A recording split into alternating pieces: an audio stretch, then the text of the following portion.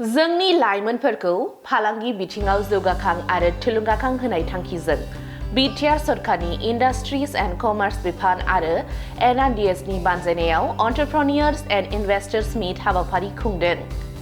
तामुलपुर जिल्लानि मथंगापुरी पार्क साखाथियाव दिनै सानसेनि हाबाफारिजों बे एंटरप्रेन्योर एंड इन्वेस्टर्स मीटखौ खुंनाय जादों आरो बे हाबाफारिखौ तामुलपुर जिल्ला बेंगिरि पंकज चक्रवर्तीया बेखेवनानै होयो। तामुलपुर बियाबनि MLA जलेन दैमारिया गाहाय आलासि महरै बाहागो लानानै बुंथियो दि गाहायै आथिखालनि लाइमोनफोरखौ नोजोर होनानै साख्रि मावनायजों लोगोसेनो फालांगि खालामनो थाखाय राहा होनायाव जोंनि Btr सरकारा सिगांबोदों।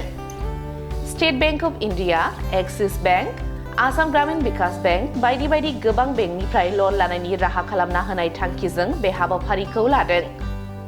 जोंनि साफ्रोमबो सुबुंफोरानो सरकारजों खाथि सोमोन्दो लाखिनानै साख्रि मावनायजों लोगोसेनो बिजनेस खालामनो हानाय बादियै एंटरप्रेन्योर्स आरो इन्वेस्टर्सफोरखौ हांख्रायनाय जादों होनना मिथिहोयो MLA जलेन दैमारिया।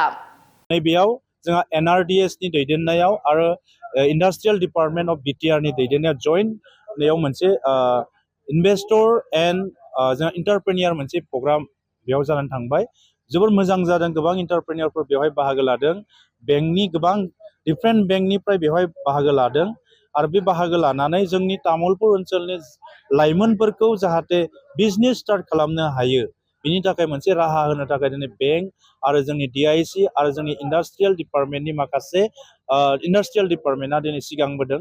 दा बेखायनो बेवहाय बाहागो लानानै मोजां नांदों आरो आसा खालामदों बयबो डिपार्टमेन्टजों लोब्बा ला प्रमद बर' बिथांनि दैदेननायाव जोङो दिनैहाय Btr गोजोनजों लोगोसे जौगानाय आरो जोंनि लाइमोनफोरखौ साख्रिजों लोगोसे गुबुन गुबुन बिजनेस प्लान स्टार्ट खालामनो हानाय रांखान्थियारि अनसुंथाइ होनो थाखाय बेफोरबायदि माखासे एंटरप्रेन्योर आरो इन्वेस्टरफोरखौ लिंनानै दिनै बेवहाय हाबाफारि लादों। दा बेवहाय बयबो उननि समफोराव गावबा गावखौनो बिजनेसआव स्टार्ट खालामनो थाखाय डिपार्टमेन्टजों आरो सरकारजों लोब्बा लाखिनो थाखाय आं गुरै खावलायबाय। थाखो 5 आरो मेट्रिक आनजाद उथ्रिसार जागोन फरायसाफोरनि थाखाय गोजोनथाव रादाब। गोनांथि आरो मोजां खाबुफोरखौ लानानै गुन गोनां सोलोंथाइ होनो नोंथांमोनखौ नेनानै दङ बड'लेण्ड स्टार एकाडेमि क'क्राझारआ। 2024 इं मायथाइयाव क'क्राझार थिथागुरि समबाय मावख'नि साखाथियाव गोदानै गायसनजानाय बड'लेण्ड स्टार एकाडेमि क'क्राझाराव 2025-2026 सोलोंथाइ बोसोरनि गोदानै मुं थिसननाया सोलिगासिनो दङ।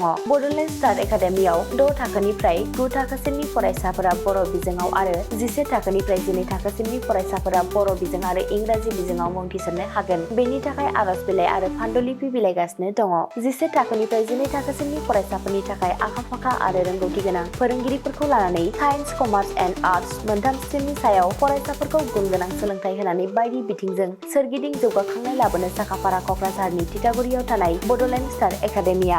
बड'लेण्ड स्टार एकाडेमियाव मुं थिसननोब्ला बाङाइ बेसेनाव मुं थिसननायनि गेजेरजोंनो फरायसाफोरा गाहायाव होनाय माखासे खाबुफोरखौ मोननो हागोन। इंराजि सोलोंनायनि खाबु, साखोन-सिखोन थाखो खथा, बिजाब बाख्रि, BPL थाखोनि फरायसा फरायसुलिफोरनि मुं थिसननायाव 20% मासुल रेहाय होनाय। बेजों लोगोसेनो नोंथांमोनहा JEE नीट आनजादनि थाखाय बेसेन नाङै फोरोंथाय, मान्थलि मक टेस्ट, जिउ राहा दानाय बायदि आयदाफोरनि उफ्रा सोलोंफारिफोरनि खाबुफोरखौ मोननो हागोन। हौवासा आरो हिन्जावसाफोरनि थाखाय मुलाम्फा गोनां मोजां जामुं आरो मोजां थाग्रा खथानि खाबु गोनां हस्टेलनि खाबुफोरखौबो मोननो हागोन। बिदिब्ला गोबाव खालामाजासे नोंथाङाबो बड'लेण्ड स्टार एकाडेमियाव थाबैनो मुं थिसननायनि थाखाय सुलाद लादो। आबुङै मिथिनो थाखाय जानबुं अनजिमा 6000349997 एबा 7638008149 एबा 6003494371 आव फोनांजाब खालामदो।